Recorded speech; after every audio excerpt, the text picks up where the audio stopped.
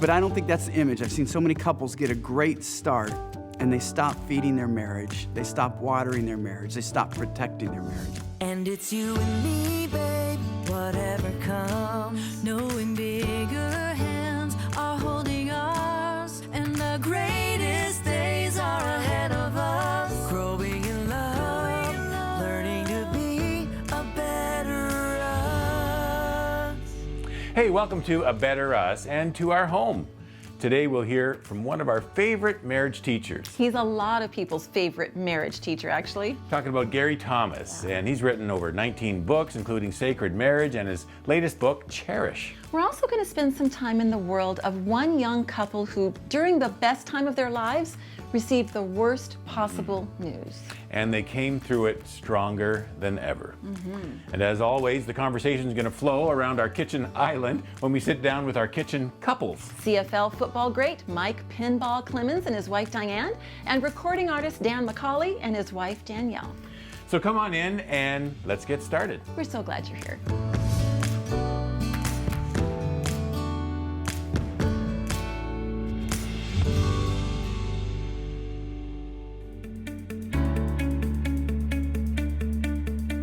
They let distractions of other things maybe change their interest so they don't see the same interest anymore. Maybe it's the same thing, but their priorities have shifted. And so their priority of a relationship is not a focus. Lack of love, attention, and again, the big key is communication as well. I think busy schedules get in the way, get too caught up in busy schedules. I think that doesn't help either.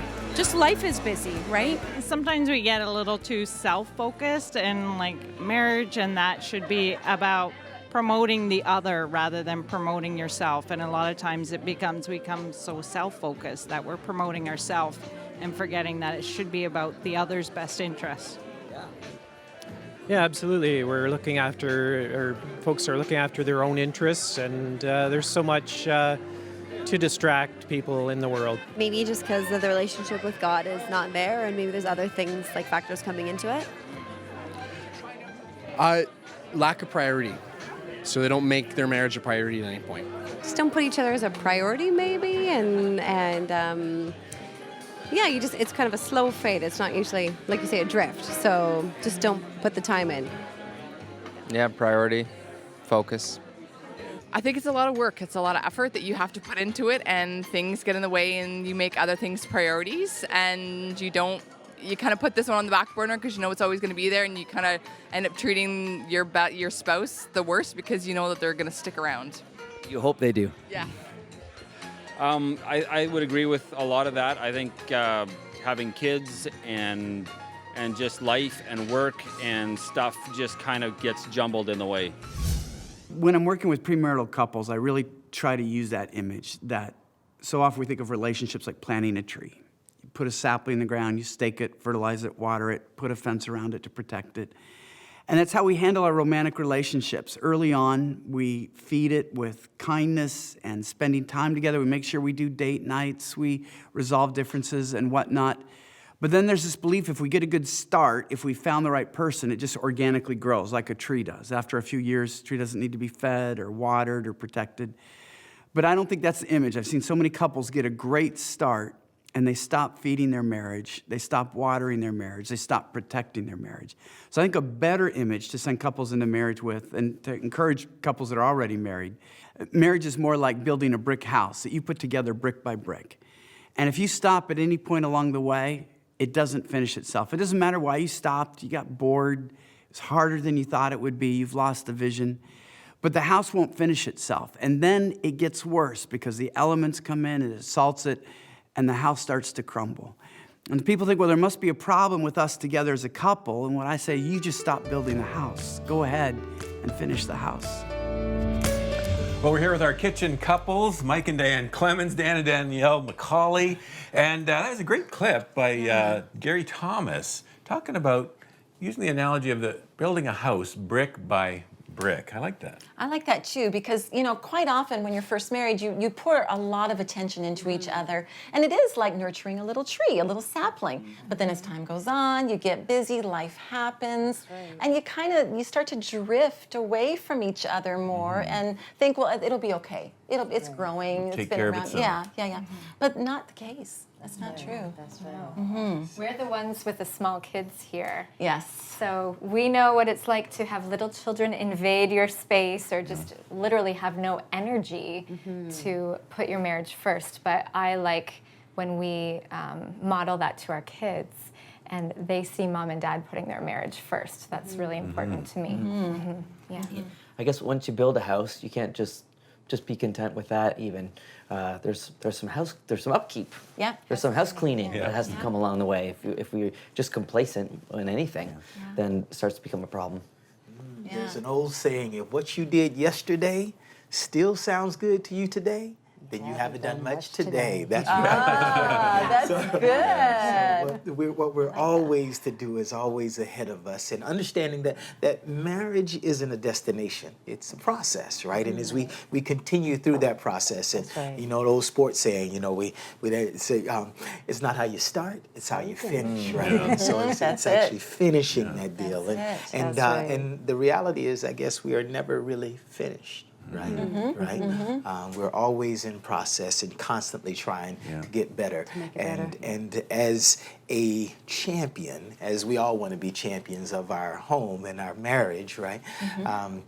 Your best should get better. Right. Your best is always good enough. Right. But your best should get better. Right. Yeah, and I love the analogy of the house. Because like we were in our last house for 16 years, and every year, right, I wanted to do something new. I wanted to change it. I wanted to give it a new lift. I wanted to make it better. And if you want to do that to your home, why so don't that's you? what was happening. You just I thought it was I thought we were just ending. If you don't want to do that with your house, I mean, if you want to do that with your house, why not do it with your marriage, right? Every year, you need a facelift. You need a So, Well, by the way, it was 17 years. you were 17 counting. Mike was counting. Okay, we know. Yeah, we do start out great because we're attentive. We're doing that thing with the little sapling in the tree. But I've heard it said that marriage is the only activity where the rookies tend to be better than the veterans. Now, you know, pinball, that's not something that should be happening. Because what happens with, you know, the rookies, they're supposed to be, they go to practice, they work, they train, and they get better every year. That's right. But it's a tremendous balance there. I think it's one of those reminders to us, right, that we can learn from everyone. And the rookies are when the rookies come in, there's a brightness about them. They're so excited about everything. And so they really change your construct, and it really is that view that they bring to it that we, as you know, those who have been married a little bit longer, can really take something from.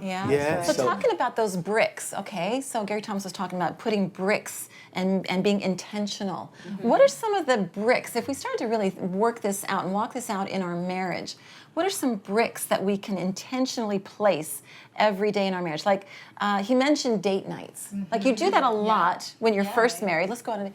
But then when you do have children or you get really busy in your careers, it's hard to continue doing date nights. And to see the mess at home when you come back from one. Is that from the babysitter or from the kids? Babysitter. No, I'm just joking. You know what? I heard somebody say, a counselor once said, if it comes down to money, because date nights can get costly, I would rather you have a regular date night than cable television. That's how important it was for him to have couples get out to reconnect, because we need it. We need it. Yeah. That's important. We need it. I see a date night in your future. We do date afternoons We now do that now, the kids are older. Now the kids are both in Take school. advantage. And we work from home most of the time, so we do So date there you days. go. Yeah. Date days. Yeah. So what are some other bricks we can do? Any ideas? Well, we talked in an earlier show about just those little things. The little you know, the little maybe it's things, just a little brick, or you got to just put the right mortar in there so it'll stick. Maybe it's just a small compliment or something. You know. One of the things that we do every year is on our anniversary, we go out to dinner and we rate our marriage from 1 to 10. We give an honest answer to the question. You go 1, 2, 3, say the number. He actually takes a napkin and we write it down. Yes, and That's then your offer across and then the we kind of table. flip it over, right, to see what each other wrote down. Yeah. So we rate it from 1 to 10, and we talk about what's good, what's bad, the things we need to work on, what we want more of, what we want less of, and so really kind of take that accountability. We wouldn't think of going through a full year at work and not having some kind of assessment. And we do it every single year. From the time we were married. From year one. Yep. Yeah. That's every year. a great idea. Yeah. It's just being proactive and It is. intentional. Yeah. Mhm. Yeah. There's some good bricks. Thanks, guys. Well, we have more in the kitchen with you guys a little later in the program, so stay with us. At that point that he turned around and he said, your daughter has a diagnosis of anencephaly, and that condition is not viable for life.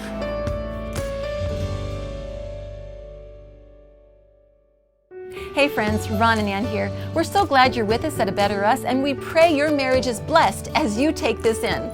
Be sure and hit that subscribe button if you haven't already, and enjoy this video. Andy and I met in my hometown of Cincinnati. We got married in Pebble Beach. It was just a few months before we found out that we were expecting. Steph and I just embraced and cried, and we just were overjoyed that we were going to be parents. The first trimester, I couldn't be more blessed to be feeling everything I was experiencing, which was just joy. The 12-week ultrasound was an important one. We knew that it would mean doing an anatomy scan of the baby. Oh my gosh, moving around. Look at the little lug there at the bottom. Wow. We saw this beautiful child, this beautiful baby. She was opening and closing her mouth and her lips. That was our baby, this life that I couldn't comprehend being inside of me. It was just an amazing feeling. As the technician got to Grace's head, she noticed that something wasn't right. The doctor entered the room. He introduced himself and he said, "Is this your first pregnancy?" And I remember just kind of shaking my head saying, "Yes, this is my first." At that point that he turned around and he said, your daughter has a diagnosis of anencephaly, and that condition is not viable for life. We just had tears just flow. It was almost an out-of-body experience. Because here I'm laying on that table and I'm looking at my daughter's silhouette, and she looked perfect to me. We saw 5 fingers and 5 toes and a beating heart and these lips moving as if they were, inhaling air or blowing us kisses. We didn't even talk about what choice we would make. We looked at it as that's a baby to us. That looks like a baby to us. And so we wanted to give that baby life in whatever way that God intended for that life to look. It really put life into perspective for us because we understood the fragility of life in that moment. And so we wanted to make the most of it. We knew the name we wanted to give her. Grace Elizabeth. Grace had so much meaning to us personally as we were living out our faith and really leaning into our faith through this journey. We're at the park. We really wanted to be intentional about the memories we made with her. My hands were on Steph's belly constantly. She would kick and I would push back, and she would kick again. I'd push back on her little feet. It's the only time we were going to be able to play with her. We just wanted to make the most of that and just show her that we loved her in those just little ways. I decided to open our story up to social media. Thousands of comments were coming in from women who I didn't know. That for me was an incredible experience. I carried Grace for 39 weeks and 3 days. It was a very quick delivery. We were expecting that she would take a couple of breaths and then that would be it from her. And she came out just crying.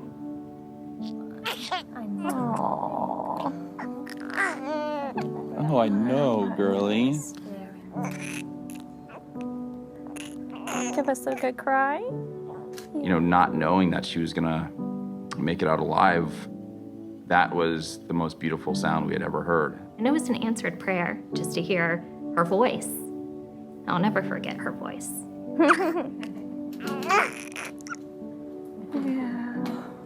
You've been so strong. Come on, you can do it. You know, it was my first job as a dad, is to just to root her on, and she did great. We love you. We love you. Once she was on my chest, she really just settled into a very peaceful place. And I had my arms wrapped around her, and I grabbed her little hand, and she squeezed my thumb. And to feel her give that kind of strength, she was embracing me like I had been embracing her. She wanted to return that to me. Every moment through that 10 and a half hours, we were engaged. We were engaged in her breath. We were engaged with each other. We never lost track of that moment. There was no shortage of love in the room. We know for certain that she felt loved.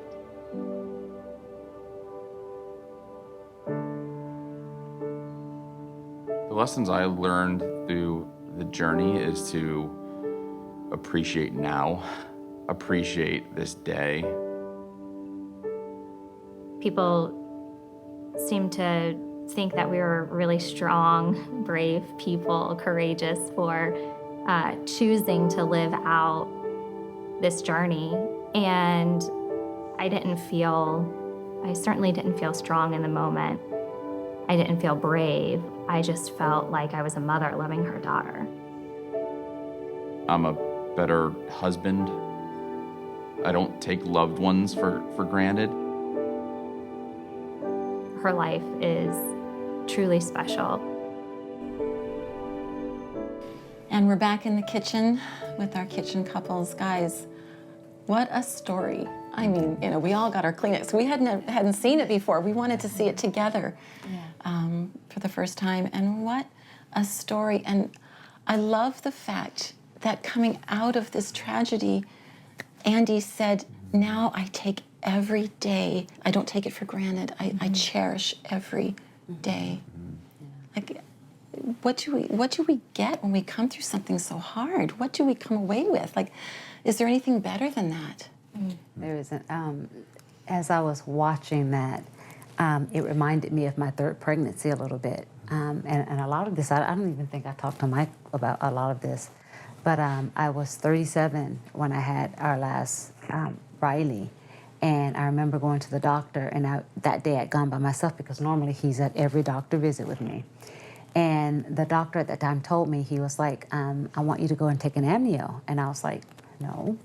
And he was like, no, I strongly recommend that we do this. I think you need to do this. And I sat there and I was like, why? He says, because I'm going to just, and he was an old time doctor. He was like, I'm going to be honest. I don't think that you're going to be able to carry this baby to term. And if you do, something's going to be wrong. But he's just, I sat there and I just tuned him out. And I remember walking out and I sat in my car in the parking lot and I just cried. I called my sister and she prayed with me and she says, you are not claiming that. She said, I am going to pray with you right now and you're going to carry this baby and you're going to have this baby and this baby's going to be fine and healthy. But I walked away and I was afraid. I was angry because he's telling me that this child that I'm carrying and I'm feeling her kick, that, she's not gonna, like all this stuff. And I'm like, God, I know you did not let me get pregnant to take this child away from me. So we prayed that day and I walked away and I was like, I'm not having any tests. I'm not none of that stuff. I'm going to trust God, and my child is going to be healthy. So, and thank God she was. But you know, seeing that, just I'm like, wow. It's when you go through those really uncertain times, you just don't know. You're getting news like they did, that it's you know, you might as well just terminate the pregnancy, or don't have any hope, like the doctor told you. That we really have to find out, where's our foundation? Is our foundation on the fact that we want to start a family? Is our foundation on our marriage? No, it has to go deeper than that. It has to be on God. Absolutely. It was so cool to see that they were in it together. Sometimes you hear stories of tragic things happening, and it can drive a couple apart, and then other times it drives them together. And I don't know that we haven't walked through anything quite that hard.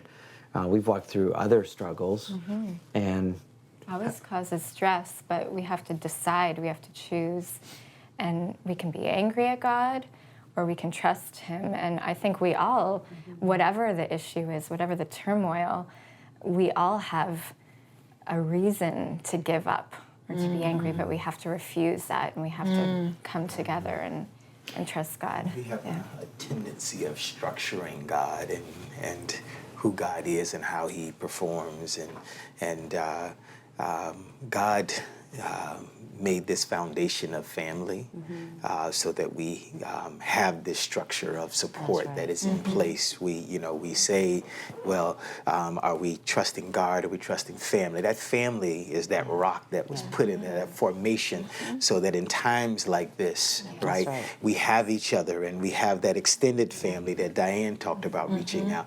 And I love, though, the way Diane denounced this. I love the way that this family sort of embraced what they felt was their reality, and they were able to together make this a beautiful experience. And as other family rallied around them, it became even stronger and bigger and more important. From the footage, I noticed they had a community around them. There were a lot of people in that hospital room. And what they said was that during that time, I like the way she worded it, we leaned into our faith. And so it said, rather than some people will pull away and just get mad at God and say, I don't understand it, but there's when you really know Him in a personal way, and you have that foundation you're on, you know you're in the palm of His hand. And no matter what kind of shaking goes on in life, you're right there, and He's going to hold you. And you know, He sees the end from the beginning. You know, He holds eternity in His hand.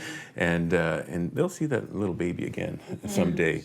But when you're walking through it, though, it's so hard. But He says, I'm with you, and you don't need to be shaken. That kind of assurance that you're talking about only comes as you walk through a personal relationship with God through Jesus. It's not something that you can just kind of talk yourself into all of a sudden. Say, well, I'm going to be strong, because you're going to fall immediately or soon after. But as you have a personal relationship with God, and you get up every morning and say, God, I trust you. I don't understand you. I don't like what I see. But you see, like you said, you see more than I see. You see the bigger picture. And so I'm going to walk in trust of you, and I know that you've got it. And it's as that relationship with God grows as individuals in us, that then we can walk through these hard times, and it strengthens our marriages. It doesn't rip us apart because we're both on that same foundation. So good. So it is powerful, and it's a great truth that we need to hold on to. And so we'll be back with more A Better Us, and I just thank you for joining the conversation.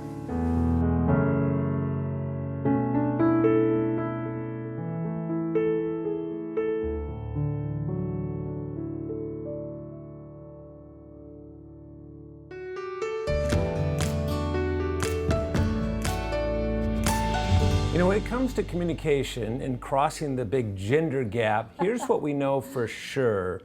Men, the major goal for a man in a conversation with his wife is what researchers call report talk.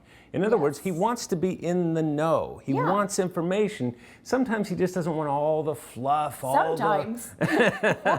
the bunny trails. We really want the bottom line. I can literally come home at the end of the evening and sometimes say to you, hey, give me the report. Bring me up to speed. How are the boys? Do they have homework? Did you get the stuff? Where's the mail? What's for dinner? Right? Give me the report. And you want the bullet points. You don't want me to give the flowery version. Well, women, their goal in a conversation has to do with rapport. It's a relationship goal. It's not about information getting exchanged.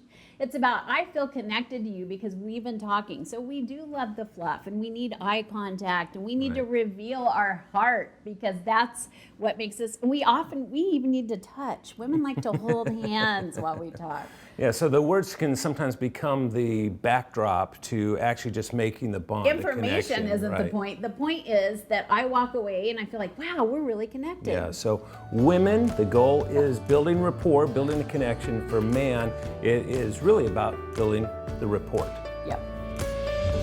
Hi, we hope you're enjoying the show. You know, our vision at A Better Us is to see every marriage become a loving union that creates a safe family haven, building a legacy of hope for future generations. That's why we feel it's so important to invest in marriage relationships through producing a new episode of A Better Us every week. Absolutely. If you feel as we do that marriages are worth investing in, then please consider joining us as a member of A Better Us with a monthly donation of $25. You'll be making a big difference in lives and families, and we'll send you 2 of our special mugs, the mugs that you see our kitchen couples using each program. Absolutely. And be sure to send us your mugshot selfie, and we'll post it on our Facebook page and on our website.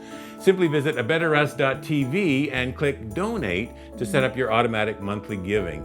God bless you, and thank you so much for making this program possible and helping us strengthen marriages. So we can all become a better us.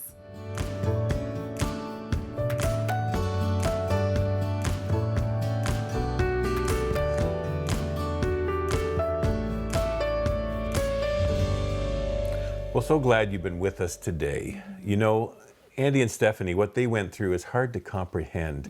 It's a loss that you never really get over, but with God's help, you can get through. You know, everybody has a story. As a teenager, when I lost my baby brother at 3 days old, I honestly questioned God. Why would he let this happen? But it was as I came to him with questions, yes, but also with an open heart, that I began to heal. And in the process, grew deeper in my relationship with God. You know, we all go through hard seasons, and maybe you're living yours right now. And your situation might look different from Andy and Stephanie's, but it's heartbreaking just the same. And if you need someone to talk to, someone who could pray for you, call our prayer line. We'd love to connect you with Jesus, especially. He's the one who can give true comfort and healing to your heart. You see a phone number on the screen. That's a prayer number. It's free. It's available 24/7, weekends, holidays. There's always someone there to answer your call. We also have some great resources available for you through our website, abetterus.tv, including a free weekly marriage moment email to help strengthen your marriage. Thanks again for stopping by. And remember, with God, there is always hope to become a better us.